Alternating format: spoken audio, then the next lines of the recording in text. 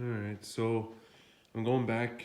Well, I took this drive motor back off. I've had it off before, but I didn't do anything with it. I didn't buy a new one because they cost about $2,000 now.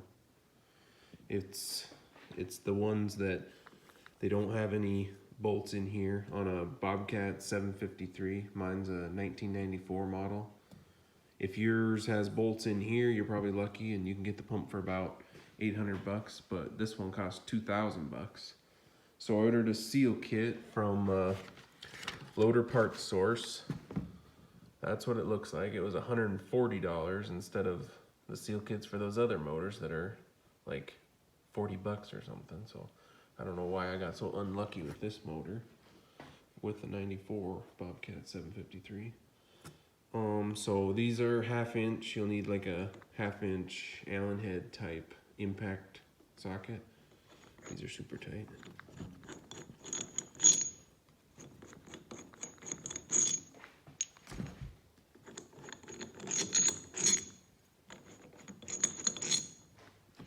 And then this motor, like it kind of didn't have any power, and it doesn't have very much control. It's pretty much the only way to get it to go is to jam the stick all the way, and then it's just snaps to full, and you can't feather it.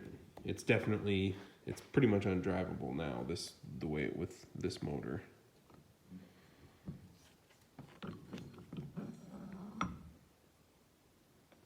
And this just lifts off. See that hole lines up with that hole when you're going back on. There's an O-ring right there.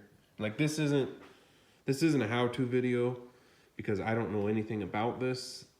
This is just kind of showing you what's inside here because I couldn't find a video showing anyone taking these apart, so I knew what was coming before I did it. There's this shaft. It looks to be the same on both sides, but mine does have those 6 lines that aren't on that side. So that side comes up. And then this is the motor basically.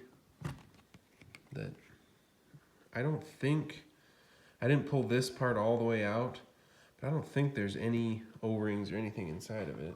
Nothing that needs to be replaced.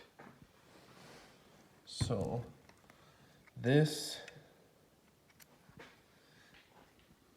I think this right here is supposed to be an O-ring. So it is fully deteriorated. Because there's the O-ring backer. So I think that was supposed to be an O-ring.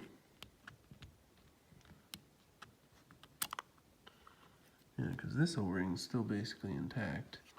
So I don't know, so this is what the kit looks like. Here, I think this is the O-ring that's basically disintegrated, that little one. There's the little one in the backer, that size, this size. So that would be here, there, and there. And then the two bigger ones, I think, is this O-ring right here and this one.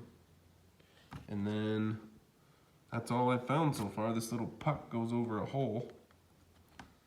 But it also came with these 2 tiny little O-rings, and I can't figure out where they would go yet. So I think I'm just gonna rebuild it and hope it works. Hopefully this is the issue, that this is all, there's nothing left of it whatsoever. So we'll see how it goes. So these are this is the new O-rings and backers in there. And then I forgot to mention there was one other O-ring right here. Oh, right here. So this is the normal front when the pump's all together. This is what you would be looking at. And there was one more O-ring right here that must seal back to the skid steer. And then I didn't have this last time I took the skid steer apart. You'll want to have a number 6 JIC plug. It looks like that.